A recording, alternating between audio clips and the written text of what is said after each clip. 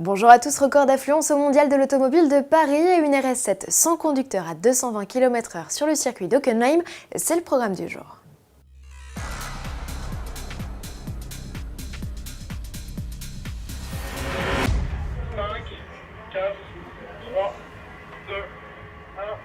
Bonsoir, il est 20 h, c'est Thierry Hesse, commissaire général du salon, qui vous envoie ce dernier message de fermeture du salon.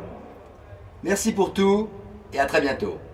Pour la première et dernière fois en 25 ans de carrière, c'est Thierry Hesse en personne qui a conclu cette 82e édition du Mondial de l'Automobile de Paris. Le salon parisien enregistre un record de fréquentation avec plus de 1,25 million de visiteurs, soit 22 000 de plus qu'en 2012. Si le Mondial reste le salon automobile le plus fréquenté au monde, c'est aussi celui qui dure le plus longtemps avec 16 jours d'exposition contre une dizaine en moyenne pour ses concurrents. Sa seule force ? Pas seulement, répond le commissaire général. Le salon est le plus fréquenté au monde pour plusieurs raisons. D'abord l'histoire. Vous savez que le salon de l'auto a été créé en 1898 à Paris. C'est donc le plus ancien salon du monde, mais aussi le plus moderne. Ensuite, je pense qu'on est, en termes d'organisation, beaucoup plus équitable que certains autres salons. Vous savez, à Francfort, chaque marque allemande a son hall. À Tokyo, l'industrie japonaise a la moitié du salon. À Paris, les constructeurs français sont mélangés avec les autres. Et je pense que la caractéristique d'un salon, c'est d'être le lieu où toutes les concurrences se rencontrent. Et je pense que les constructeurs français jouent vraiment le jeu du salon depuis toujours. Ils sont à domicile, mais ils le font. Et ça entraîne évidemment l'ensemble des constructeurs de la planète à jouer le jeu.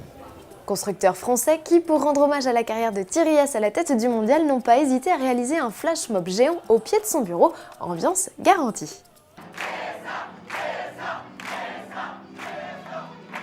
Le bilan des constructeurs est globalement lui encourageant, avec des prises de commande égales ou supérieures à celles de 2012. Enfin, l'espace dédié aux véhicules électriques et hybrides, dont l'offre a très largement grossi, a énormément séduit. 10 000 essais y ont été réalisés, soit 20% de plus qu'en 2012. Prochain rendez-vous pour l'automobile à Paris du 1er au 16 octobre 2016. Et vous, comment avez-vous trouvé ce mondial ? On fait le bilan avec vous sur le forum d'AutoPlus. Le mondial de l'automobile à peine terminé, il est déjà question du salon de Los Angeles. Le rendez-vous américain ouvrira ses portes le 30 novembre prochain. L'occasion pour Audi d'y dévoiler un show-car que l'on présente déjà comme l'A9.